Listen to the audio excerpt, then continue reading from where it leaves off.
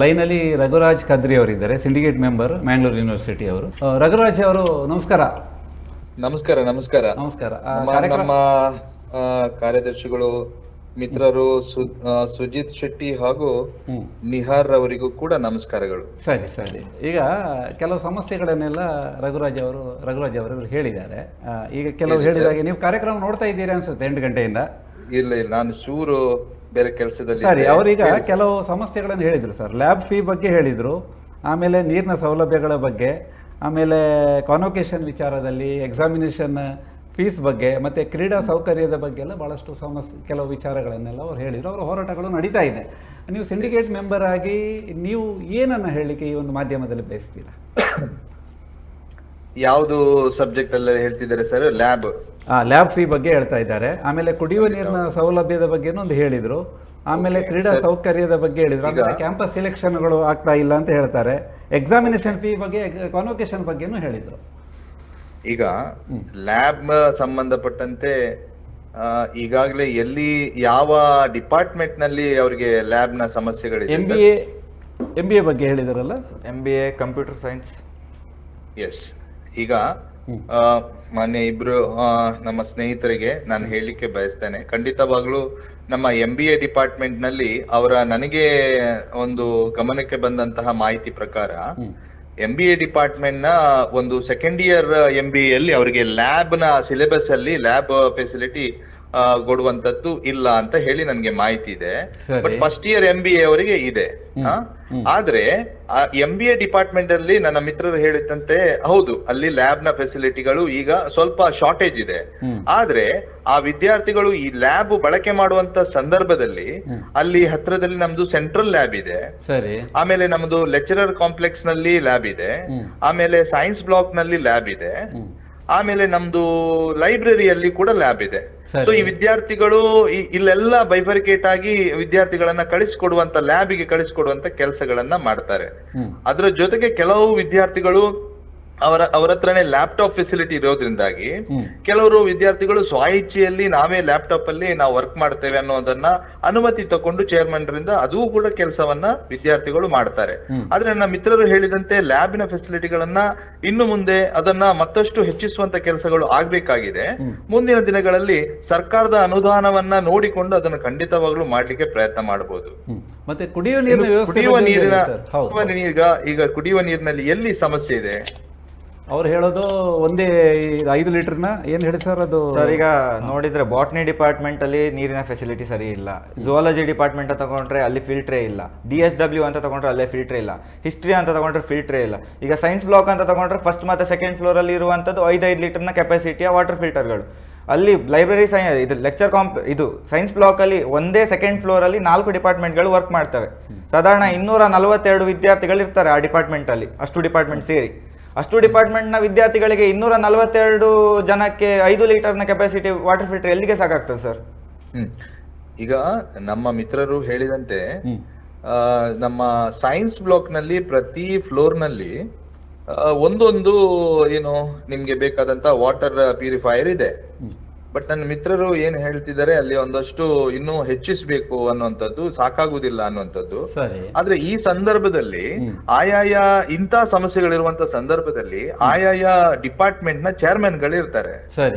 ಆ ಚೇರ್ಮನ್ ಗಳಿಗೆ chairman meeting ಆಗುತ್ತೆ.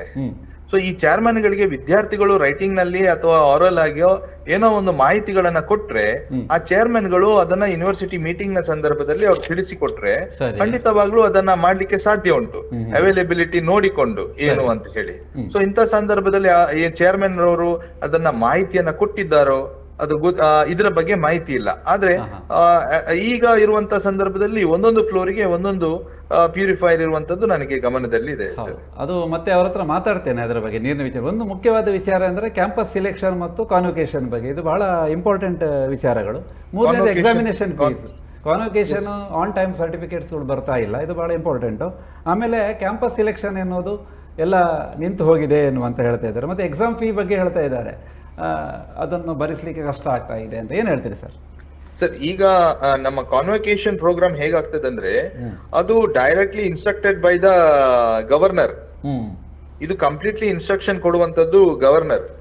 ಗವರ್ನರ್ ಅವರು ಯಾರನ್ನ ಎಷ್ಟು ಜನರನ್ನ ಕಾನ್ವೊಕೇಶನ್ ಗೆ ಅದನ್ನ ತರಿಸಬೇಕು ಅಂತ ಹೇಳಿ ಅಲ್ಲಿ ಒಂದಷ್ಟು ವಿದ್ಯಾರ್ಥಿಗಳಿಗೆ ಟಾಪರ್ಸ್ ಅನ್ನ ಕರೆಸಿ ಅವರಿಗೆ ಗೌರವ ಕೊಡುವಂತ ಕೆಲಸಗಳನ್ನ ಮಾಡ್ತಾರೆ. ಸರಿ. ಇನ್ನು ಉಳಿದಂತೆ ವಿದ್ಯಾರ್ಥಿಗಳಿಗೆ ಒಂದು ಪ್ರೊಸೆಸ್ ಅಲ್ಲಿ ಅದು ನಡೀತದೆ. ಇನ್ನು ಇಮಿಡಿಯೇಟ್ ಆಗಿ ಕೆಲವರಿಗೆ ಎಮರ್ಜೆನ್ಸಿ ಇರ್ತದೆ, ಕಾನ್ವೊಕೇಶನ್ ಸರ್ಟಿಫಿಕೇಟ್ ಎಮರ್ಜೆನ್ಸಿ ಇರ್ತದೆ ನನಗೆ ಬೇಕು ಅಂತ, ಅಂತವರು ತತ್ಕಾಲ್ನಲ್ಲಿ ಏನು ಎಕ್ಸ್ಟ್ರಾ ಫೀಸ್ ಅನ್ನ ಪೇ ಮಾಡಿ ತತ್ಕಾಲ್ನಲ್ಲಿ ಅವರು ಕಾನ್ವೊಕೇಶನ್ ತೆಗೆದುಕೊಳ್ಳುವಂತ ಎಮರ್ಜೆನ್ಸಿಯಲ್ಲಿ ಸಿಗ್ತದೆ ಸರ್. ಫೀಸ್ ಜಾಸ್ತಿ ಕಟ್ಟಬೇಕು ಎನ್ನುವಂತ ಫೀಸ್ ಜಾಸ್ತಿ ಕಟ್ಟಬೇಕು. ತತ್ಕಾಲ್ನಲ್ಲಿ ಇದು ಯೂನಿವರ್ಸಿಟಿಯ ನಿಯಮದನೇ ಪ್ರಕಾರ ತತ್ಕಾಲ್ನಲ್ಲಿ ಅವರು ಫೀಸ್ ಹೆಚ್ಚು ಮಾಡ್ತಾರೆ. ಆದ್ರೆ ಒಂದು ವೇಳೆ ಇವರಿಗೆ ಈ ತತ್ಕಾಲ್ನಲ್ಲಿಯೂ ಕೂಡ ಅಥವಾ ಕಾನ್ವೊಕೇಶನ್ ಸರ್ಟಿಫಿಕೇಟ್ ಅನ್ನು ಇಶ್ಯೂ ಮಾಡುವಂತ ಸಂದರ್ಭದಲ್ಲಿ ಏನಾದ್ರೂ ಅವರಿಗೆ ಸಮಸ್ಯೆ ಉಂಟು ಅಂತ ಆದ್ರೆ ಖಂಡಿತವಾಗ್ಲೂ ಇದನ್ನ ಮುಂದಿನ ಸಿಂಡಿಕೇಟ್ ನಲ್ಲಿ ನಾನು ಮಾತಾಡ್ತೇನೆ. ಮತ್ತು ಈ ಸರ್ಟಿಫಿಕೇಟ್ ಗೆ ಸಂಬಂಧಪಟ್ಟಂತೆ ಏನು ತಡ ಆಗಿದೆ ನನ್ನ ಮಿತ್ರರು ಹೇಳಿದ್ದಾರೆ. ಈ ಹಿಂದೆ ವಿಷಯಗಳಲ್ಲಿ ಒಂದಷ್ಟು 2 ಕಂಪ್ಲೇಂಟ್ಗಳು ನನ್ನ ಗಮನದಲ್ಲೂ ಇದ್ದದ್ರಿಂದಾಗಿ ಈ ಹಿಂದೆ ನಾನು ಇದನ್ನ ನಮ್ಮ ರಿಜಿಸ್ಟರ್ ಇವಾಲ್ಯೂಯೇಷನ್ ದೇವೇಂದ್ರಪ್ಪರ್ ಅವರ ಹತ್ರ ಗಮನಕ್ಕೆ ಹಿಂದೆ ಒಮ್ಮೆ ನಾನು ಸಿಂಡಿಕೇಟ್ ನ ಗಮನಕ್ಕೆ ತಂದಿದ್ದೆ. ಯಾವುದೇ ಕಾರಣಕ್ಕೂ ವಿದ್ಯಾರ್ಥಿಗಳು ಬರುವಂತ ಸಂದರ್ಭದಲ್ಲಿ ಅವರಿಗೆ ಅವರ ಎಜುಕೇಶನ್ ಸಂಪೂರ್ಣ ಆದ ತಕ್ಷಣ ಇಮಿಡಿಯೇಟ್ ಆಗಿ ಅವರಿಗೆ ಸರ್ಟಿಫಿಕೇಟ್ ಅನ್ನ ಅವರ ಮಾರ್ಕ್ಸ್ ಕಾರ್ಡ್ ಅನ್ನ ಸಿಗುವಂತ ಕೆಲಸಗಳು ಆಗ್ಬೇಕು ಅಂತ ಹೇಳಿ ನಾನು ಇನ್ಸ್ಟ್ರಕ್ಷನ್ ಕೊಟ್ಟಿದ್ದೆ. ಹಾಗಾಗಿ ನನ್ನ ಮಿತ್ರರು ಹೇಳಿರ್ತಕ್ಕಂಥ ವಿಷಯವನ್ನ ನಾನು ಗಂಭೀರವಾಗಿ ಪರಿಗಣಿಸ್ತೇನೆ ಮತ್ತು ಇದನ್ನ ನಾನು ಮುಂದಿನ ದಿನಗಳಲ್ಲಿ ಅದನ್ನ ಕೆಲಸ ಮಾಡ್ತೇನೆ. ಯಾಕಂದ್ರೆ ಸರ್ ತತ್ಕಾಲವರೆಗೆ ಕಾಯುವಂತ ಅನಿವಾರ್ಯತೆ ಇಲ್ಲಲ್ಲ, ಅದರ ಮೊದಲೇ ಕೊಟ್ರೆ ಒಳ್ಳೇದು ಅಂತ ಎನ್ನುವಂಥದ್ದು ಬೇಡಿಕೆ ಸರಿಯಾಗಿದೆ. ಬೇಗ ಸಿಕ್ಕಿದ್ರೆ ಒಳ್ಳೇದಲ್ವಾ, ಸಹಜವಾಗಿ ಸಿಕ್ಕಿದ್ರೆ ಒಳ್ಳೇದು ಎನ್ನುವಂತಹದ್ದು. ಸಾಮಾನ್ಯವಾಗಿ ಮಾರ್ಕ್ಸ್ ಕಾರ್ಡ್ ನ ಸಮಸ್ಯೆಗಳು ಒಂದು ದೊಡ್ಡ ಸಮಸ್ಯೆ ಆಗಿತ್ತು. ಈಗ ಸರ್ಕಾರದ ಒಂದು ನಿಯಮ ಏನಾಗಿದೆ, ಡೈರೆಕ್ಟ್ ಡಿಜಿಲಾಕರ್ ನಲ್ಲೇ ಈ ಮಾರ್ಕ್ಸ್ ಕಾರ್ಡ್ ಅನ್ನ ಇಶ್ಯೂ ಮಾಡೋದ್ರಿಂದಾಗಿ ಮ್ಯಾನ್ಯುವಲ್ ಆಗಿ ಕೊಡುವಂತ ಹಾರ್ಡ್ ಕಾಪಿಯನ್ನ ಕೊಡುವಂತ ನಿಲ್ಲಿಸಬೇಕು ಅನ್ನುವಂಥದ್ದನ್ನ ಸರ್ಕಾರ ಹೇಳಿತ್ತು, ಆದೇಶ ಮಾಡಿತ್ತು ಸರ್ಕಾರ. ಆದ್ರೆ ಸಿಂಡಿಕೇಟ್ ಒಂದು ಸುಮಾರು ವಿದ್ಯಾರ್ಥಿಗಳ ಒಂದು ಸಮಸ್ಯೆ ಇತ್ತು. ನಮಗೆ ಬೇರೆ ಕಂಟ್ರಿಗೆ ಹೋದ್ರೆ ಒಂದಷ್ಟು ಸಮಸ್ಯೆಗಳಾಗ್ತದೆ. ಈ ನಮ್ಮ ಡಿಜಿಲಾಕರ್ ನಲ್ಲಿ ನಮಗೆ ಏನು ಮಾರ್ಕ್ಸ್ ಕಾರ್ಡ್ ಅನ್ನ ಇಶ್ಯೂ ಮಾಡಿದ್ರೆ ನಮ್ಮನ್ನ ವ್ಯಾಲಿಡ್ ಅಂತ ಹೇಳ್ತಾ ಇಲ್ಲ, ಅವರು ಅದನ್ನ ಇಶ್ಯೂ ಮಾಡ್ತಾ ಇಲ್ಲ, ನಮ್ಮನ್ನ ರಿಜೆಕ್ಟ್ ಮಾಡ್ತಿದ್ದಾರೆ ಜಾಬ್ ಇಂದ, ಈ ತರ ಸಮಸ್ಯೆಗಳಿಂದ. ಆದ್ರೆ ಸರ್ಕಾರ ಒಂದು ನಿಯಮವನ್ನು ಹೊರಡಿಸಿದೆ. ಇದು ಈಗ ಅಂತಲ್ಲ, ಹಿಂದಿನ ಸರ್ಕಾರಗಳಿಂದಾನೇ ನಡ್ಕೊಂಡು ಬರದಂತ ವಿಷಯ. ಈ UUCMS ಇಂದ ಈ ಹಿಂದಿನ ಸರ್ಕಾರದಿಂದ ಈ ಒಂದು UUCMS ಅನ್ನುವಂಥದ್ದು ಒಂದು ಪ್ರಾಜೆಕ್ಟ್ ಪ್ರಾರಂಭ ಆಯ್ತು. ಬಹುಶಃ ಇದರಿಂದ ಎಲ್ಲಾ ವಿದ್ಯಾರ್ಥಿಗಳ ಡೇಟಾ ಬೇಸ್ ಎಲ್ಲ ಏನು ಅವರ ಡೀಟೇಲ್ಗಳು ಆ UUCMS ಅಲ್ಲಿ ಅಪ್ಲೋಡ್ ಮಾಡೋದು. ಯೂನಿವರ್ಸಿಟಿಗೆ ಈ ವಿಷಯದಲ್ಲಿ ನಮ್ಗೆ ಸಂಬಂಧನೆ ಮಾಡ್ಲಿಕ್ಕೆ ಬಹಳ ಕಷ್ಟ ಆಗ್ತಾ ಇದೆ. ಸೊ ಇದು ನನಗೆ ಇಲಾಖೆಯಿಂದ ನಮ್ಮ ಯೂನಿವರ್ಸಿಟಿಯಿಂದ ಆಡಳಿತದಿಂದ ಬಂದಂತಹ ಮಾಹಿತಿ. ಹಾಗಾಗಿ ಏನೇ ನಿಮ್ಮ ವಿಚಾರಗಳು ಹೌದು, ಇನ್ನಷ್ಟು ಆದಷ್ಟು ಬೇಗ ಅದು ಸರ್ಟಿಫಿಕೇಟ್ ಸಿಗುವ ಹಾಗೆ ಆಗ್ಲಿ. ಇನ್ನೊಂದು ಪ್ಲೇಸ್ಮೆಂಟ್ ಬಗ್ಗೆ ಮಾತಾಡುವ. ಈಗ ಪ್ಲೇಸ್ಮೆಂಟ್ ಯಾಕಿಲ್ಲ ಸರ್? ವಿದ್ಯಾರ್ಥಿಗಳು ಸ್ಥಗಿತ ಆಗಿದೆ ಅಂತ ಹೇಳ್ತಾ ಇದ್ದಾರೆ, ಪ್ಲೇಸ್ಮೆಂಟ್ಗೆ ಅವಕಾಶಗಳೇ ಇಲ್ವಾ ಅಲ್ಲಿಂದ ಅಂತ?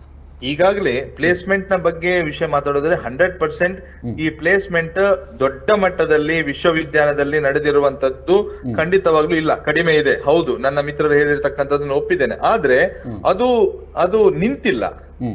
ಆದ್ರೆ ಈಗ MCA ಆಗಿರ್ಬೋದು, MSc ಆಗಿರ್ಬೋದು, ಕೆಲವು ಸೈನ್ಸ್, ಕೆಮಿಸ್ಟ್ರಿ ಅಥವಾ ಇನ್ನಿತರ ಬ್ಲಾಕ್ ಗಳಿಂದ ನಮ್ಮ ಇತ್ತೀಚೆಗೆ ಪ್ಲೇಸ್ಮೆಂಟ್ ಆಗಿದೆ. ನಮ್ಮ ಪ್ರೊಫೆಸರ್ ಈಶ್ವರ್ ರವರ ನೇತೃತ್ವದಲ್ಲಿ ಒಂದು ಪ್ಲೇಸ್ಮೆಂಟ್ ಇತ್ತೀಚೆಗೆ ನಡೆದಿದೆ ಅನ್ನುವಂಥದ್ದು ನನ್ನ ಗಮನದಲ್ಲಿದೆ. ಸರಿ, ಹೌದು. ಮತ್ತೆ ಮುಂದೆ ನನ್ನ ಮಿತ್ರರು ಹೇಳಿರ್ತಕ್ಕಂಥ ಯಾವ ರೀತಿಯಲ್ಲಿ ಪ್ಲೇಸ್ಮೆಂಟ್ ಗಳನ್ನ ನಾವು ಮಾಡಬಹುದು ಅನ್ನುವಂಥದ್ದು ಅವರದ್ದೇನಾದ್ರೂ ಐಡಿಯಾಸ್ ಗಳಿದ್ರೆ ವಿದ್ಯಾರ್ಥಿ ದಿಸೆಯಿಂದ, ವಿದ್ಯಾರ್ಥಿ ಪರಿಷತ್ತಿಂದ, ಖಂಡಿತವಾಗ್ಲೂ ಅದನ್ನ ನನ್ನ ಗಮನಕ್ಕೆ ತಂದ್ರೆ 100% ನಾನು ಅದನ್ನ ಮುಂದಿನ ದಿನಗಳಲ್ಲಿ ನನ್ನ ಪ್ರಯತ್ನಗಳನ್ನ ನಾನು ಮಾಡ್ಲಿಕ್ಕೆ ಸಿದ್ಧನಿದ್ದೇನೆ. ಧನ್ಯವಾದಗಳು ಸರ್. ಮಾತು ಮುಗಿಸುವ ಮೊದಲು ನಿಮ್ಮ ಗಮನಕ್ಕೆ ಇರಲಿ, ಆಮೇಲೆ ನೀವು ವಿದ್ಯಾರ್ಥಿಗಳ ಜೊತೆ ಆ ಸಮಸ್ಯೆಯನ್ನು ಪರಿಹಾರ ಮಾಡಿ. ಅಂದರೆ ಒಂದು ಕ್ರೀಡಾ ಸಂಬಂಧಪಟ್ಟಾಗಿ ವಿದ್ಯಾರ್ಥಿಗಳು ಕ್ರೀಡೆಯಲ್ಲಿ ತಮ್ಮನ್ನು ತೊಡಗಿಸ್ಕೊಳ್ಬೇಕು, ಅದಕ್ಕೆ ಸರಿಯಾದ ವ್ಯವಸ್ಥೆಗಳಿಲ್ಲ ಅಂತ ಎನ್ನುವಂಥ ಒಂದು ಮಾತನ್ನು ಅವರು ಹೇಳಿದ್ದಾರೆ. ಅದರ ಬಗ್ಗೆ ತಮ್ಮ ಗಮನ ಇರಲಿ. ಬೇಸಿಕ್ ಮೂಲಭೂತ ಸೌಲಭ್ಯಗಳು ಏನಿದೆ ಇದರ ಬಗ್ಗೆ ಇವರೇನು ವಿದ್ಯಾರ್ಥಿ ನಾಯಕರುಗಳು, ವಿದ್ಯಾರ್ಥಿಗಳ ಪ್ರತಿನಿಧಿಗಳು ಮಾತಾಡ್ತಾ ಇದ್ದಾರೆ, ಅದನ್ನು ಗಮನದಲ್ಲಿಟ್ಟು ಪರಿಹಾರ ಮಾಡುವಂಥ ಪ್ರಯತ್ನಗಳನ್ನು ತಾವು ಮಾಡಿ. ನಮ್ಮ ಟಿವಿ ಕಾರ್ಯಕ್ರಮದಲ್ಲಿ ಲೈನಲ್ಲಿ ಸರ್ ತಮ್ಮ ಒಂದು ಗಮನದಲ್ಲಿರ್ಲಿ, ಇಬ್ಬರು ಮಿತ್ರರ ಗಮನದಲ್ಲಿರ್ಲಿ, ಎಲ್ಲ ವಿದ್ಯಾರ್ಥಿಗಳ ಗಮನದಲ್ಲಿರ್ಲಿ. ವಿಶ್ವವಿದ್ಯಾನಿಲಯ ಮಂಗಳೂರು ವಿಶ್ವವಿದ್ಯಾನಿಲಯ ಮಾತ್ರ ಅಲ್ಲ, ಇಡೀ ಕರ್ನಾಟಕ ವಿಶ್ವವಿದ್ಯಾನಿಲಯವೇ ಇದನ್ನು ಓಪನ್ ಸ್ಟೇಟ್ಮೆಂಟ್ ಮಾಡ್ತಾ ಇದ್ದೇನೆ. ಇಡೀ ಕರ್ನಾಟಕ ವಿಶ್ವವಿದ್ಯಾನಿಲಯ ಒಂದಷ್ಟು ಸಂಕಷ್ಟದ ಸ್ಥಿತಿಯಲ್ಲಿದೆ. ಬಹುಶಃ ತಮ್ಮ ಗಮನದಲ್ಲಿರ್ಲಿ, ನಮ್ಮ ವಿಶ್ವವಿದ್ಯಾಲಯದಲ್ಲಿ 153 ಲೆಕ್ಚರ್ಸ್ ಗಳಿದ್ರು, ಈಗ ಕೇವಲ 53 ಲೆಕ್ಚರ್ಸ್ ಗಳಿದ್ದಾರೆ. ಇದರಲ್ಲಿ ಇಷ್ಟು ಲೆಕ್ಚರ್ಸ್ ಗಳು ರಿಟೈರ್ ಆಗಿ ಹೋಗಿದ್ದಾರೆ. ಆಫ್ಟರ್ ರಿಟೈರ್ಮೆಂಟ್ ಸರ್ಕಾರ ಪೆನ್ಷನ್ ಕೊಡುದಿಲ್ಲ, ಯೂನಿವರ್ಸಿಟಿ ಕೊಡಬೇಕಾಗತ್ತೆ. ಸರ್ಕಾರ ಒಂದಷ್ಟು ಪರ್ಸೆಂಟೇಜ್ ಅನ್ನ ಪೆನ್ಷನ್ ಆಗಿ ಕೊಡ್ತದೆ, ಎಲ್ಲಾ ಪರ್ಸೆಂಟೇಜ್ ಅನ್ನ ಕೊಡೋದಿಲ್ಲ. ನಾನ್ ಟೀಚಿಂಗ್ ಆಗಿರ್ಬೋದು, ಟೀಚಿಂಗ್ ಆಗಿರ್ಬೋದು, ಹೀಗೆ ಸೇರಿದ್ರೆ ಸುಮಾರು 300ಕ್ಕಿಂತ ಹೆಚ್ಚು ಎಂಪ್ಲಾಯೀಸ್ ಗಳು ರಿಟೈರ್ಮೆಂಟ್ ಆಗಿ ಹೋಗಿದ್ದಾರೆ. ಅವರೆಲ್ಲರ ಪಿಂಚಣಿ ನಮ್ಗೆ ಏನಾಗ್ಬೇಕಾಗಿದೆ, ಸರ್ಕಾರದ ಒಂದಷ್ಟು ಪರ್ಸೆಂಟೇಜ್ಗಳು ಮಾತ್ರ ಬರುತ್ತೆ, ಉಳಿದೆಲ್ಲವೂ ಕೂಡ ಪೆನ್ಷನ್ ಅನ್ನ ಯೂನಿವರ್ಸಿಟಿ ಕೊಡಬೇಕಾಗಿದೆ. ಈಗಿನ ಪ್ರಸ್ತುತ ವಾತಾವರಣದಲ್ಲಿ ನಮಗೆ ಎಲ್ಲ ಎಂಪ್ಲಾಯೀಸ್ಗಳು ರಿಟೈರ್ಡ್ ಆಗಿರೋದ್ರಿಂದಾಗಿ ದೊಡ್ಡ ಹೊಡೆತ ಇದು. ಇನ್ನು ಗ್ರಾಂಟ್, ಈಗ UGC ಗ್ರಾಂಟ್ ಹಿಂದೆ ತುಂಬಾ UGC ಗ್ರಾಂಟ್ ಬರ್ತಾ ಇತ್ತು, ಈಗ ಅದು ನಿಂತು ಹೋಗಿದೆ ನಮ್ಗೆ. ಈಗ ಸರ್ಕಾರದ ಗ್ರಾಂಟ್ ಕೂಡ ನಮ್ಗೆ ಕಡಿಮೆ ಆಗಿದೆ. ಸೊ ಇದು ಕೂಡ ನಮ್ಗೆ ಒಂದು ದೊಡ್ಡ ಸಮಸ್ಯೆ ಆಗಿದೆ. ಮತ್ತು ಮುಂದಿನ ದಿನಗಳಲ್ಲಿ ಅಪಾಯಿಂಟ್ಮೆಂಟ್ಸ್ ಗಳೇನಿದೆ, ಅದು ಸರ್ಕಾರ ಒಂದಷ್ಟು ಅಪಾಯಿಂಟ್ಮೆಂಟ್ ಗಳನ್ನ ಮಾಡಿದ್ರೆ, ಈಗಾಗಲೇ ಒಂದು ಪ್ರಸ್ತುತ ಇನ್ನು ಕೆಲವೇ ವರ್ಷಗಳಲ್ಲಿ ಏನು ಅಪಾಯಿಂಟ್ಮೆಂಟ್ಸ್ ಗಳು ಸರ್ಕಾರ ಮಾಡ್ತದೆ ಅಂತ ಹೇಳಿ ಒಂದು ಆಶಾಭಾವನೆಗಳಲ್ಲಿ ಇದ್ದೇವೆ. ಒಂದು ಮಾಹಿತಿ ಇದೆ, ಸರ್ಕಾರ ಅಪಾಯಿಂಟ್ಮೆಂಟ್ಸ್ ಮಾಡಿದ್ರೆ, ಶಿಕ್ಷಕರನ್ನ ನೇಮಕಾತಿ ಮಾಡಿದ್ರೆ, ನಾನ್ ಟೀಚಿಂಗ್ ನ ನೇಮಕಾತಿ ಮಾಡಿದ್ರೆ ಒಂದಷ್ಟು ನಮಗೆ ಸಾಕಾರ ಆಗುವ ಸಾಧ್ಯತೆ ಇದೆ. ಮತ್ತು ಸ್ಟೂಡೆಂಟ್ ಸ್ಟ್ರೆಂತ್, ಈಗ ಕೆಲವೊಂದು ಬ್ಯಾಚ್ ಗಳು ಕ್ಲೋಸ್ ಆಗಿದೆ, ಕೆಲವು ಡಿಪಾರ್ಟ್ಮೆಂಟ್ ಗಳು ಕ್ಲೋಸ್ ಆಗಿದೆ. ಯಾಕೆ ಕ್ಲೋಸ್ ಆಗಿದೆ? ಸರಿ, ಈಗ ಅಲ್ಲಿ ಒಂದು ವಿದ್ಯಾರ್ಥಿಗಳು MCJ ಡಿಪಾರ್ಟ್ಮೆಂಟ್ ಅಂತ ತಗೊಳ್ಳಿ ನೀವು, ಒಂದು ವಿದ್ಯಾರ್ಥಿಗಳಿರೋದು, ಒಂದು ವಿದ್ಯಾರ್ಥಿಗಳಿಗೆ ನಾವು ಏನು ಮಾಡಬಹುದು ಅಂದ್ರೆ, ಒಬ್ಬರಿಗೆ 40,000 ರೂಪಾಯಿ ಫೀಸ್ ಅನ್ನ ಸ್ಯಾಲರಿಯನ್ನು ಕೊಡ್ತಾರೆ ಗೆಸ್ಟ್ ಫ್ಯಾಕಲ್ಟಿ ಲೆಕ್ಚರ್ಸ್ ಗೆ ಫುಲ್ ಟೈಮ್. ಬಹುಶಃ ಇದನ್ನ ಎಲ್ಲಿಂದ ನಾವು ಭರಿಸುವುದು ಅನ್ನುವಂಥದ್ದು ಒಂದು ಸವಾಲಿನ ಪ್ರಶ್ನೆ ಆಗಿ ಹೋಗುತ್ತೆ. ಇಂಥ ಸಂದರ್ಭದಲ್ಲಿ ಆಡಳಿತವನ್ನು ನಡೆಸುವಂತ ಸಂದರ್ಭದಲ್ಲಿ ಕೂಡ ಬಹಳಷ್ಟು ನಾವು ಏನು ಕಷ್ಟಕರವಾಗುವಂತ ಸಾಧ್ಯತೆಗಳಿದೆ. ನನ್ನ ವಿದ್ಯಾರ್ಥಿ ಮಿತ್ರರಲ್ಲಿ ನಾನು ಹೇಳಲಿಕ್ಕೆ ಬಯಸ್ತೇನೆ, ಬಹುಶಃ ಅದು ನಮ್ಮ VC ಅವರು ಪ್ರೊಫೆಸರ್ ಧರ್ಮ ಸರ್ ಅವರು ವೈಸ್ ಚಾನ್ಸಲರ್ ಆದುವಂತ ಸಂದರ್ಭದಲ್ಲಿ ಬಹುಶಃ 4-5 ತಿಂಗಳವರೆಗೆ ನಾವು ಬರುವಂತ ಸಂದರ್ಭದಲ್ಲಿ, ನಮ್ಮ ಸಿಂಡಿಕೇಟ್ ಆಗುವ ಬರುವಂತ ಸಂದರ್ಭದಲ್ಲಿ 4-5 ತಿಂಗಳವರೆಗೆ ಸ್ಯಾಲ್ರಿ ತುಂಬಾ ಕಷ್ಟ ಆಗ್ತಾ ಇತ್ತು ಕೊಡ್ಲಿಕ್ಕೆ. ಬಹುಶಃ ಈಗ ಪ್ರೊಫೆಸರ್ ಧರ್ಮರವರು ಬಂದ್ಮೇಲೆ ಬಹುಶಃ ರೆಗ್ಯುಲರೈಸ್ ಆಗ್ತಾ ಬರ್ತಾ ಇದೆ. ರೆಗ್ಯುಲರೈಸ್ ಅವ್ರಿಗೆ ದುಡಿಯುವಂತ ನಮ್ಮ ಯಾರು ಎಂಪ್ಲಾಯೀಸ್ ಇದ್ದಾರೆ, ಅದು ಹೊರಗೊತ್ತಿಗೆ ಆಗಿರ್ಬೋದು ಅಥವಾ ಪಾರ್ಟ್ ಟೈಮ್ ಆಗಿ ಜಾಬ್ ಮಾಡ್ತಾ ಇರಬಹುದು ಅಥವಾ ನಮ್ಮ ಗೆಸ್ಟ್ ಫ್ಯಾಕಲ್ಟಿ ಲೆಕ್ಚರ್ಸ್ ಗಳಿರ್ಬೋದು, ಅವರಿಗೆ ತಿಂಗಳ ಒಂದು ಸಿಗುವಂತಹ ಒಂದು ವ್ಯವಸ್ಥೆಗಳು ಬಹಳ ಒಂದು ರೆಗ್ಯುಲರೈಸ್ಡ್ ಸಿಸ್ಟಮ್ ಅಲ್ಲಿ ಹೋಗ್ತಾ ಇದೆ. ಇದೊಂದು ಸಂತಸದ ವಿಷಯ.